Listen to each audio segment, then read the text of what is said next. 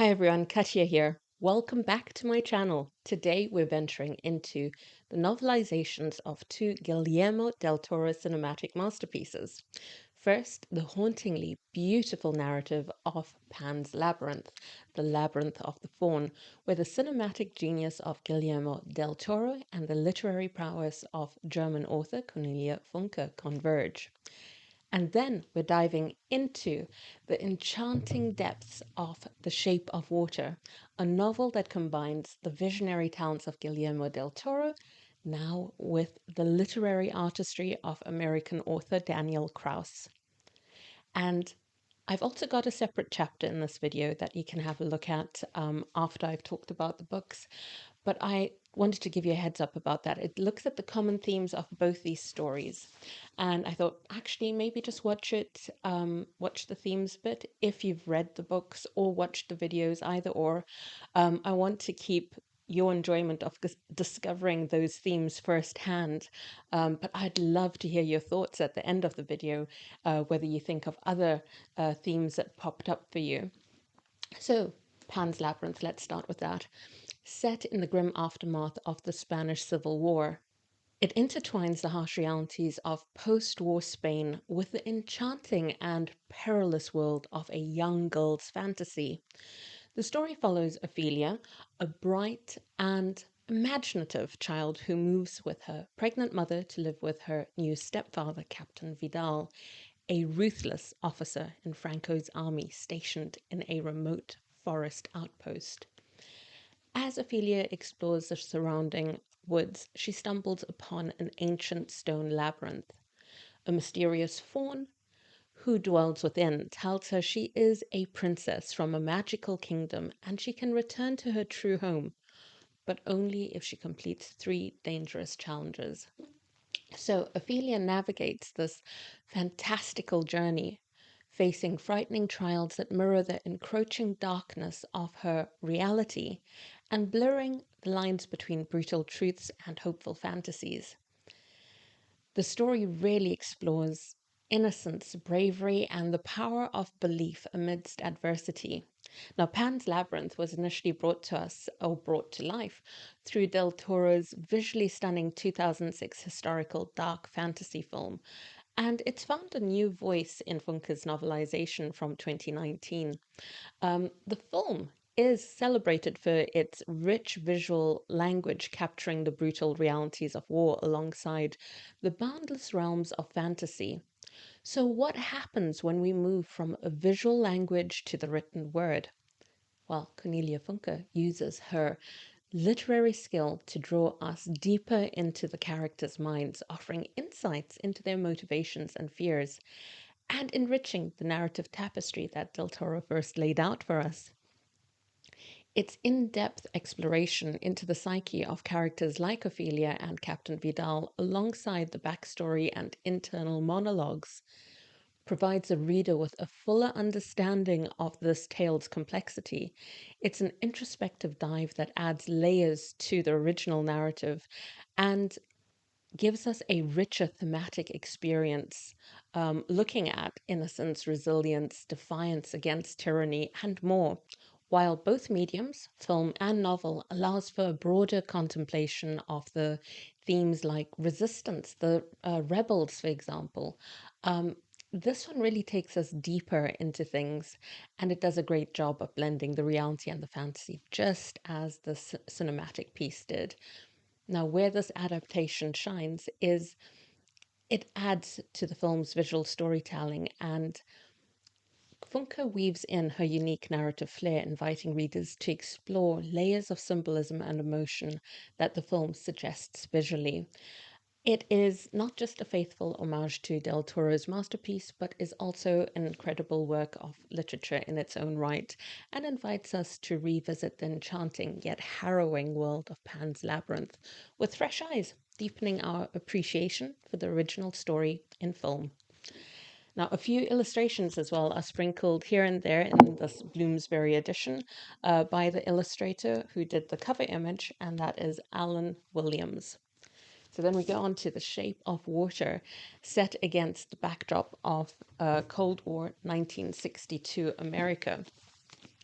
The Shape of Water weaves a tale of loneliness, love, and understanding, centering on our main character, Alyssa Esposito, a mute cleaner at a high security government laboratory who discovers a secret classified experiment, a mysterious aquatic creature from South America held captive.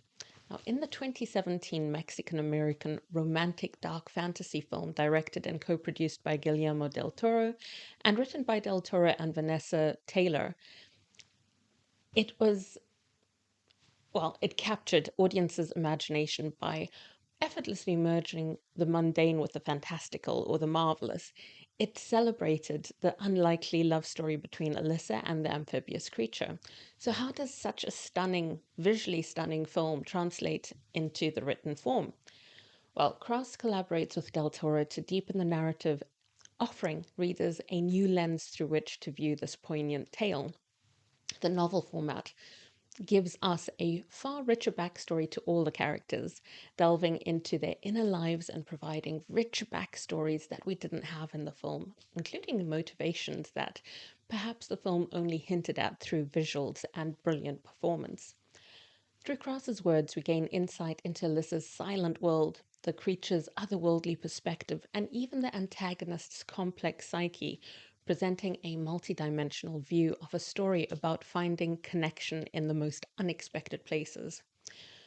The book is written in third person present tense, which I've mentioned in the past. I'm not really a fan of. It's not a format that I'm used to. So whenever I pick up a book that is third person present tense, it sort of takes me out of the story for the start. I'm used to third person past tense.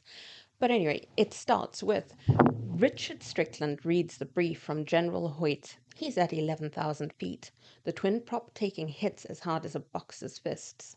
The last leg off Orlando to Caracas to Bogota to Pedrayol, the knuckles of the Peru-Colombia-Brazil crotch. The brief is indeed brief and punctuated with black redactions. It explains in staccato army poetry, the legend of a jungle god. And that voice is so on point for this character. He is harsh, he is unrelenting, brutal, dislikable. So that opening is perfect for Richard Strickland. And it's interesting to me that we start in South America and with Strickland in the book. The key aspect of this novelization is that portrayal of Colonel Richard Strickland. Unlike the film, where Strickland's motivations and inner turmoil are glimpsed primarily through his actions and dialogue, the novel really offers us a deeper dive into his psyche. Not that it's a pleasant place to be. Krauss provides a backstory that paints a complex picture of this man examining the sources of his cruelty and obsession, and it doesn't make us like him any more than it did with the movie. Another significant contribution of the novel is its ability to give voice to Alyssa, the mute protagonist. While the film masterfully conveys her emotions and thoughts through expression, sign language, and Sally Hawkins' emotive performance, the novel uses the advantage of written word to articulate Alyssa's thoughts and dreams to us.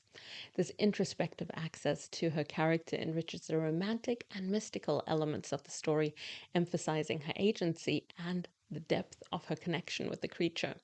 Now, the beautiful cover image here is by Jean James, and there are a few more of these images dotted throughout this edition. So now we get on to themes, and if you want to skip this, I understand, because you probably want to revisit the movies or read the books before looking at the themes that they have in common. But both Pan's Labyrinth and The Shape of Water share a villainous, vile military antagonist who embodies tyranny and oppression.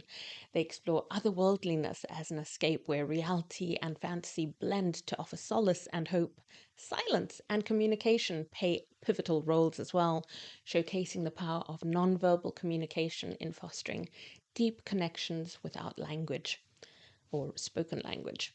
Female protagonists in both narratives defying oppressive structures, embodying resilience and change. The cost of resistance is portrayed through personal sacrifices, underlining freedom and justice's noble pursuit. Transformation and redemption are central, with the characters evolving amidst adversity. I'll come back to that. The moral ambiguity of certain characters adds depth, questioning loyalty, duty, and the nature of good and evil. Central to both narratives is the theme of personal transformation. So that's the key thing for me that I love. The characters start as one thing and become something else entirely through their relationships and experiences. The metamorphosis is not just physical, but deeply emotional and spiritual. The characters' journeys towards this huge change is both self-directed as well as influenced by others, and illustrates the potential for change in the face of adversity. Um, Huge fan of these stories. I think that they give us something new to discover about the human condition each time we revisit them. Another key idea is that of the other in these books, and that what is strange to us is not necessarily bad, nor is what we're familiar with necessarily good. And that's brought about in how the stories make the human monstrous and the monstrous human. So those were just some thoughts around the themes that I had. Let me know if you think of any more.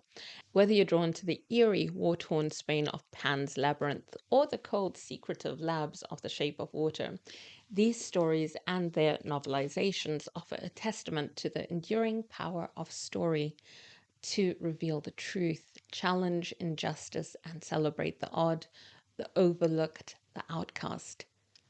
So, have you watched the films or read the books? How did these stories impact you? Share your experiences in the comments below, and let's discuss the incredible worlds brought to life by Del Toro and enriched by Cornelia Funke and Daniel Kraus. Thank you for joining me in exploring two of Del Toro's most mesmerizing creations.